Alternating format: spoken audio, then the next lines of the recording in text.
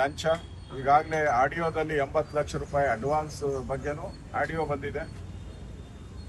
ಮತ್ತೆ ವಿದ್ಯಾರ್ಥಿಗಳೆಲ್ಲ ಕೂಡ ನನ್ನನ್ನು, ಸುರೇಶ್ ಕುಮಾರ್ ಅವ್ರನ್ನ, ನಮ್ಮ ಸಂವಾದಿ ನಾರಾಯಣ ಸ್ವಾಮಿ ಅವ್ರನ್ನೆಲ್ಲ ಭೇಟಿ ಮಾಡಿದ್ರು.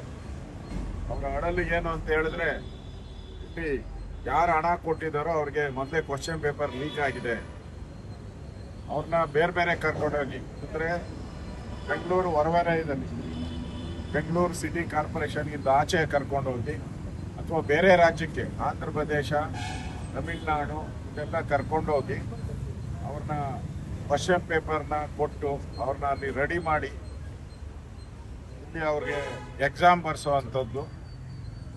ಮತ್ತು ಇಲ್ಲಿ ಯಾರು ವಿಶ್ವವಿದ್ಯಾನಿಲಯಗಳಲ್ಲಿ, ಕಾಲೇಜುಗಳಲ್ಲಿ ಮೆರಿಟ್ ವಿದ್ಯಾರ್ಥಿಗಳಿದ್ದಾರೆ, ರ್ಯಾಂಕ್ ವಿದ್ಯಾರ್ಥಿಗಳಿದ್ದಾರೆ, ಅವರಿಗೆಲ್ಲ ಕಡಿಮೆ ಮಾರ್ಕ್ಸ್ ಬಂದಿದೆ. ಅಲ್ಲಿ ಓತ್ಲಾ ಹೊಡಿತಾ ಇದ್ದಂಥ ಜನ ಏನಿದ್ದಾರೆ ಅವ್ರಿಗೆಲ್ಲ ಜಾಸ್ತಿ ಮಾರ್ಕ್ಸ್ ಬಂದಿದೆ ಅನ್ನೋದು ನೇರ ಆಪಾದನೆಯನ್ನು ವಿದ್ಯಾರ್ಥಿಗಳು ಮಾಡಿದ್ದಾರೆ. ಸೊ ಇದರಲ್ಲಿ ಈಗಾಗಲೇ KPSC ಅಂತ ಹೇಳಿದ್ರೆ ಅದೊಂದು ಕರ್ಮಕಾಂಡ.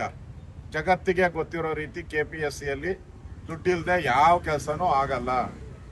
ತಹಸೀಲ್ದಾರ್ ಇರ್ಬೋದು, AC ಇರ್ಬೋದು, ವೈದ್ಯಾಧಿಕಾರಿ ಇರ್ಬೋದು, ಯಾರೇ ಇದ್ರು ಹಣ ಕೊಟ್ಟರೆ ಇಲ್ಲಿ ಪಾಸ್ ಆಗುವಂಥದ್ದು ಪರಿಪಾಠ. ಅದರಿಂದ ಜನ KPSC ಮೇಲೆ ನಂಬಿಕೆಯನ್ನು ಕಳ್ಕೊಂಬಿಟ್ಟಿದೆ.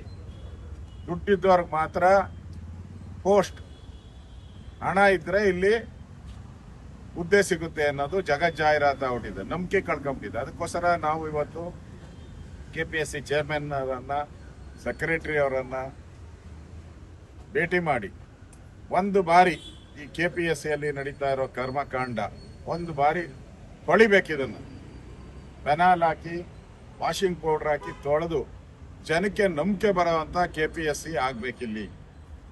ಜನ ವಿಶ್ವಾಸ ಇಡಬೇಕು, ನಮ್ಮ ಮಕ್ಕಳಿಗೆ ಇಲ್ಲಿ ಎಕ್ಸಾಮ್ ತಗೊಂಡ್ರೆ, ಎಕ್ಸಾಮ್ ಬರೆದ್ರೆ ಮೆರಿಟ್ ಮೇಲೆ ಇಲ್ಲಿ ಉದ್ಯೋಗ ಸಿಗುತ್ತೆ, ಹಣದಿಂದ ಸಿಗಲ್ಲ ಅನ್ನೋ ಒಂದು ವಿಶ್ವಾಸವನ್ನು ಮೂಡಿಸುವಂಥ ದಿಕ್ಕಿನಲ್ಲಿ ಇದನ್ನು CBI ತನಿಖೆ ಕೊಡಬೇಕು ಅನ್ನೋ ಆಗ್ರಹವನ್ನು ನಾವು 3 ಜನ ಮಾಡಿದ್ದೀರಿ. ಅವರು ಅದನ್ನು ಸಾವಧಾನದಿಂದ ಆಲಿಸಿದ್ದಾರೆ. ಮತ್ತೆ ನಾಳೆ ಒಂದು ಸಭೆ ಮಾಡ್ತಾ ಇದ್ದಾರೆ, ಒಂದು ಕಮಿಟಿದೆಲ್ಲ ಒಂದು ಸಭೆ ಇದೆ. ಆ ಸಭೆಯಲ್ಲಿ ನಮ್ಮ ಲೆಟ್ರನ್ನು CBI ತನಿಖೆ ಕೊಡೋದ್ರ ಬಗ್ಗೆ ನಾವು ಪ್ರಾಮಾಣಿಕವಾಗಿ ಪರಿಶೀಲನೆಯನ್ನು ಮಾಡ್ತೀರಿ. ನಮಗೂ ಬೇಜಾರಾಗಿದೆ, KPSCಯಲ್ಲಿ ಏನು ಸರಿ ಮಾಡೋ ಅಂಥದ್ದು ಒಂದು ದಿಕ್ಕಿನಲ್ಲಿ ಎಲ್ಲಾದರೂ ಒಂದು ಕಡೆ ಆಗಬೇಕಾಗಿತ್ತು ಅನ್ನೋ ಮಾತನ್ನು ಹೇಳಿದ್ದಾರೆ. ಅದರಿಂದ ನಾವೆಲ್ಲ ಆಗ್ರಹ ಮಾಡ್ತಾ ಇರೋದು, ರಾಜ್ಯ ಸರ್ಕಾರ ಈಗಾಗಲೇ ಏನು ಕಂಪ್ಲೇಂಟ್ ಕೊಟ್ಟಿದೆ, KPSCಯಿಂದ ಕಂಪ್ಲೇಂಟ್ ಕೊಟ್ಟಿದೆ. ಕಂಪ್ಲೇಂಟ್ ಕೊಟ್ಟ ಮೇಲೆ ಆಗಲೇ ಅವನ್ನ ಬೇಲ್ ಮೇಲೆ ಬಿಡುಗಡೆನೂ ಆಗೋಗಿಲ್ಲ. ನಾನು KPSC ಚೇರ್ಮನ್ರ ಅಧಿಕಾರಿ ಕೇಳಿದೆ, ಇದುವರೆಗೂ ಸುಮಾರು 4 ಕಂಪ್ಲೇಂಟ್ ಅಂತ ಕೊಟ್ಟಿದ್ದಾರಂತೆ ಕಳೆದ 1-2 ವರ್ಷಗಳಲ್ಲಿ. ಯಾರಿಗೂ ಶಿಕ್ಷೆನೇ ಆಗಿಲ್ಲ. KPSC ಕೊಟ್ಟಂತ ಕಂಪ್ಲೇಂಟ್ ಅನ್ನ ಪೊಲೀಸವರು ತೆಗೆದುಕೊಂಡು ಕಸದ ಬುಟ್ಟಿಗೆ ಹಾಕ್ಬಿಟ್ಟಿದ್ದಾರೆ. ಮಾತಂದ್ರೆ ಬೇಲ್ ತಗೊಂಡಿದ್ದಾರೆ, ಹಾಗೆ ಹೀಗೆ ಅಂತ ಹೇಳೋದು. ಒಬ್ಬರಿಗೂ ಶಿಕ್ಷೆ ಆಗಿಲ್ಲ. ಶಿಕ್ಷೆ ಆಗಿಲ್ಲ ಅಂತ ಹೇಳಿದ್ರೆ ಇಲ್ಲಿ KPSCಯಲ್ಲಿ ನಿರಂತರವಾಗಿ ಕರಪ್ಷನ್ ನಡೀತಾ ಇರೋದ್ರಿಂದ ಕಡಿವಾಣ ಹಾಕಕ್ಕೆ ಸಾಧ್ಯನೇ ಇಲ್ಲ. ಅದನ್ನು ಕೂಡ ಅವರು ಬಹಳ ನೋವಿನಿಂದ KPSC ಅಧಿಕಾರಿಗಳು ಹೇಳಿದ್ರು, ನಾವು ಕಂಪ್ಲೇಂಟ್ ಕೊಟ್ರೆ ಏನು ಉಪಯೋಗನೇ ಆಗಲ್ಲ ಪೊಲೀಸ್ ಸ್ಟೇಷನಲ್ಲಿ, ಅದರಿಂದ ನಾವು ವಿಶ್ವಾಸ ಹೊರಟೋಗಿದೆ ಅನ್ನೋ ಮಾತನ್ನು ಹೇಳಿದ್ದಾರೆ. ಅದರಿಂದ ಈ ಎಲ್ಲ ದೃಷ್ಟಿಯಿಂದನೂ ಮುಂದೆ ಬರುವಂಥ ಅಧಿವೇಶನದಲ್ಲಿ ಇದ್ರ ಬಗ್ಗೆ ದೊಡ್ಡ ಹೋರಾಟವನ್ನು ನಾವೆಲ್ಲರೂ ಕೂಡ ಮಾಡ್ತೀವಿ. ಅದಕ್ಕೆ ಮುಂಚೆ ವಿದ್ಯಾರ್ಥಿಗಳು ಕೂಡ ಇವತ್ತು ಫೋನ್ ಮಾಡಿದ್ರು, ಹುಬ್ಬಳ್ಳಿಯಿಂದ, ಧಾರವಾಡದಿಂದ, ಬೆಂಗಳೂರಿಂದ ನಾವು ಇದನ್ನು ಹೋರಾಟವನ್ನು ನಾವು ಪ್ರಾರಂಭ ಮಾಡ್ತೀರಿ, ಬೆಂಗಳೂರಲ್ಲಿ ಅಥವಾ ಧಾರವಾಡದಲ್ಲಿ ನಾವು ಪ್ರಾರಂಭ ಮಾಡ್ತೀನಿ ಅನ್ನೋ ಸೂಚನೆಯನ್ನು ಕೊಟ್ಟಿದ್ದಾರೆ. ಸರ್ಕಾರ ಇನ್ನಾದರೂ ಎಚ್ಚೆತ್ತುಕೊಂಡು ಕೂಡಲೇ ಇದನ್ನು CBI ತನಿಖೆ ಆಗೋ ರೀತಿ ಸರ್ಕಾರ ಕ್ರಮ ವಹಿಸಬೇಕು.